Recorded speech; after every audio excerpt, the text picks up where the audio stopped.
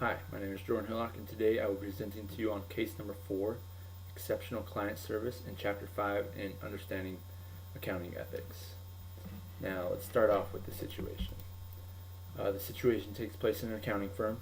This accounting firm has one large company in particular that brings in lots and lots of business. And with any accounting firm or business there is, you want to provide great customer service. It's very, very important. So the top management passes down a memo giving the greatest level of service for this particular client.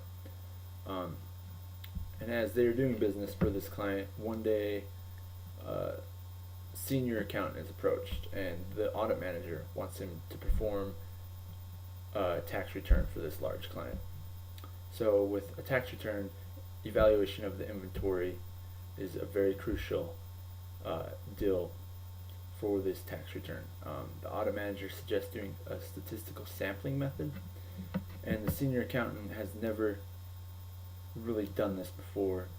So basically the manager asks him to take 1,000 samples, go through them, pick the very best one, and base the tax return off that, which will give this client the greatest possible tax return. Now, the senior accountant doesn't really like the way this sounds. He kind of believes it's a little unethical, and the manager picks up on this and he starts laying on the guilt. He starts talking about giving the greatest service level, and that leads into the ethical question. So is this nearly a black and white situation, or is there touches of gray in here?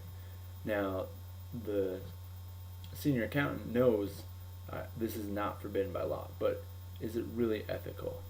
And does it go against the standards and policies of the company?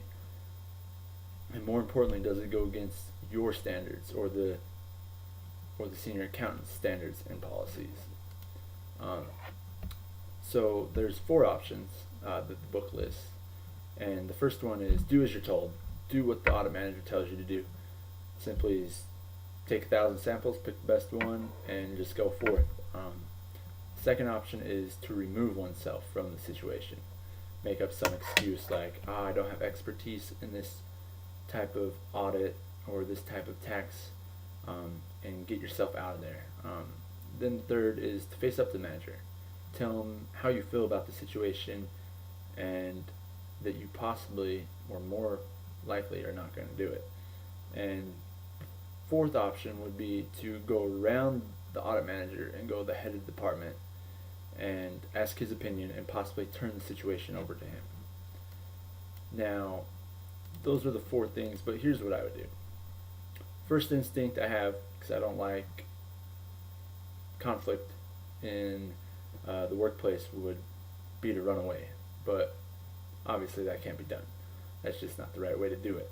So the best idea would be to approach the manager face to face. Tell him why you don't think this is ethical. Tell him what you see is wrong with this. And the worst case scenario is you have to defend yourself in front of the top management. There's no possible way, or I should say there's little chance that they can fire you legally for this. And if they do fire you and it happens to be illegally, you just start blowing that whistle, getting your word out there, and things will just come to a stop. Now, another way of handling this, which I don't personally believe in, would be to go to the head of the department.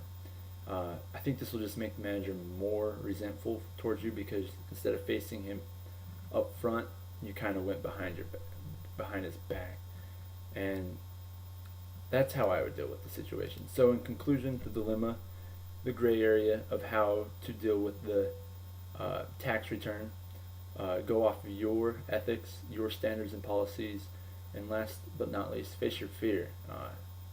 Confront the problem head on, and that's how I would deal with this case. Thank you.